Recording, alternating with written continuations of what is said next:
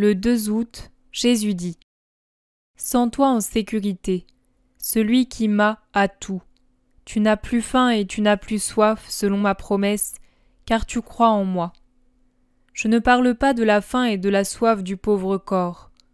Je parle de la faim et de la soif de votre cœur, de votre âme, de votre esprit.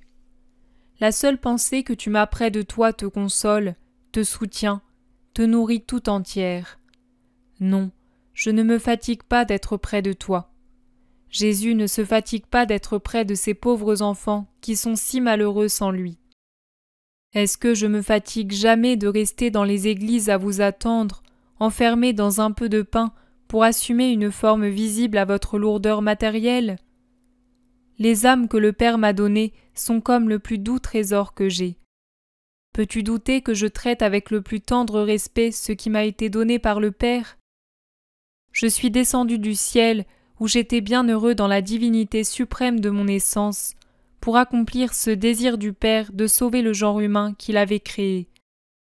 Circonscrit, moi l'infini, à un peu de chair. Rabaissé, moi le puissant, au rôle d'un homme obscur. Pauvre, moi le roi de l'univers, dans un petit village quelconque. Accusé, moi le sans tache, le très pur de toutes les fautes morales et spirituelles, comme rebelle à l'autorité humaine, corrupteur de peuple, transgresseur de la loi divine, blasphémateur contre Dieu. J'ai tout subi, j'ai tout accompli pour que se réalise le désir du Père. Non, je ne me fatigue pas d'être avec toi. Je t'attends. Quand viendra ton heure, tu monteras avec moi à la vie éternelle, car elle est réservée à ceux qui croient en moi. Je t'ai déjà dit comment celui qui croit réellement se sauve. Car la foi apporte avec elle les autres vertus et fait pratiquer les vertus et la loi. Toujours le 2 août, Jésus dit : Dis au père Migliorini, qui demande un signe pour convaincre ses confrères de certaines vérités qu'on ne peut nier, que je lui donne la même réponse qu'au riche Épulon. S'ils n'écoutent pas Moïse et les prophètes, ils n'écouteront pas davantage un mort ressuscité. S'ils n'écoutent pas la voix de leur conscience inspirée par moi, laquelle leur crie ces avertissements incontestables et véridiques, s'ils étouffent sous l'incrédulité ce reste de sensibilité qui persiste en eux, comment veux-tu qu'ils puissent entendre autre chose ? S'ils ne s'inclinent pas devant la réalité qui les frappe et qu'ils ne se souviennent de rien, ne comprennent, n'admettent rien, comment veux-tu qu'ils croient à un signe ? Ils me nient même moi, même s'ils disent ne pas me nier. Ils sont savants, et ils ont étouffé la belle et sainte simplicité, la pure capacité de croire, sous les pierres et les briques de leur science, trop imprégnées de terre pour pouvoir comprendre ce qui n'est pas de la terre. Ah, Maria, qu'il a de la peine ton Jésus. Je vois mourir ce que j'ai semé au prix de ma mort.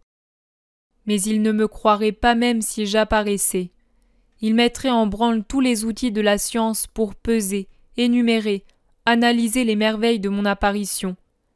Il déploierait tous les raisonnements de leur culture, dérangeant les saints et les prophètes, pour citer de travers et de la façon qui leur convient davantage les raisons pour lesquelles moi, roi et seigneur de la création, je ne peux apparaître.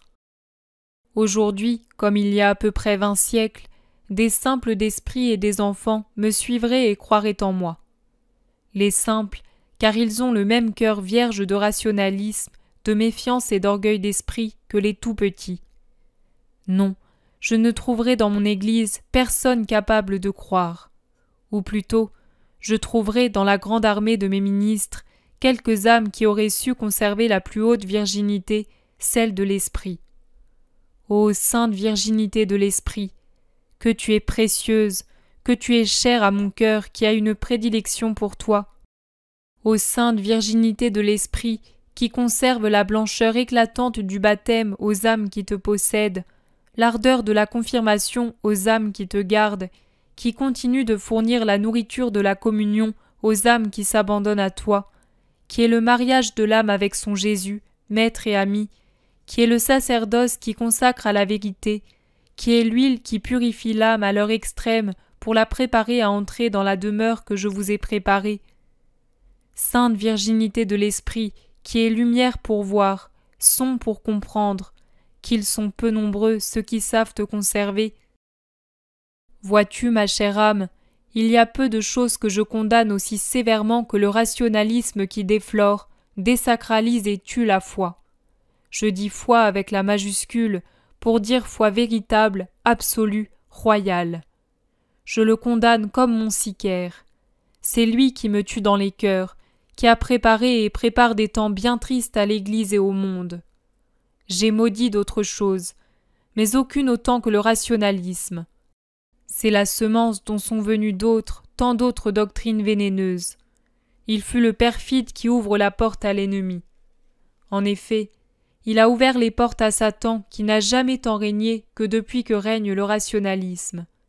Mais il est dit, quand le Fils de l'homme viendra, il ne trouvera pas de foi dans les cœurs. Le rationalisme fait ainsi son œuvre, je ferai la mienne.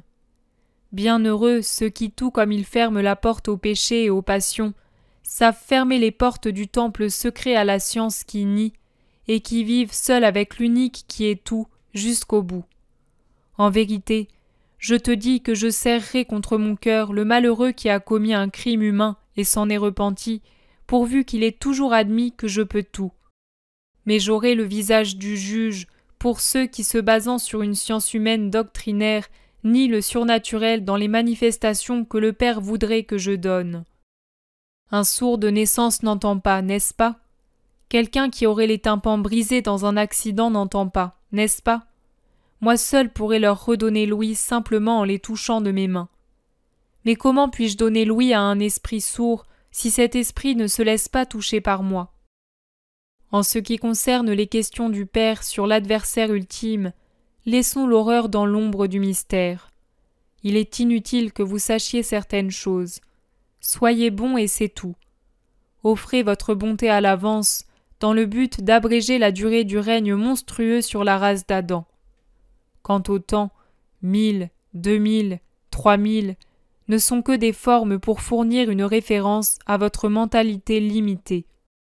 La souveraineté bestiale du fils de l'ennemi, fils non du vouloir de la chair, mais du vouloir d'une âme qui est parvenue au sommet et au plus profond de son identification à Satan, est si cruelle que chaque minute sera un jour, chaque jour sera une année, chaque année sera un siècle pour ceux qui vivront à cette heure-là.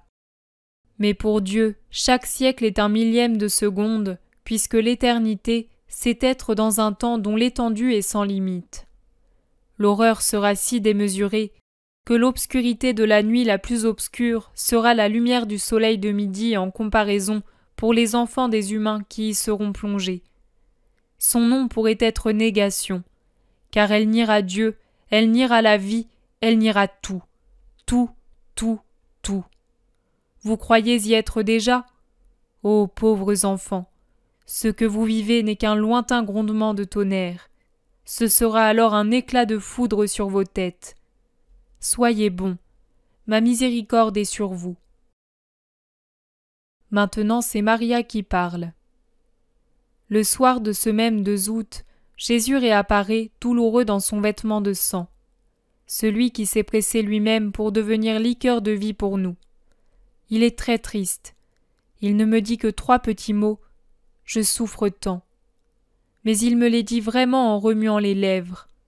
Ce n'est pas comme les autres fois où je le vois triste ou souriant, mais toujours la bouche fermée, même si sa parole frappe mon esprit.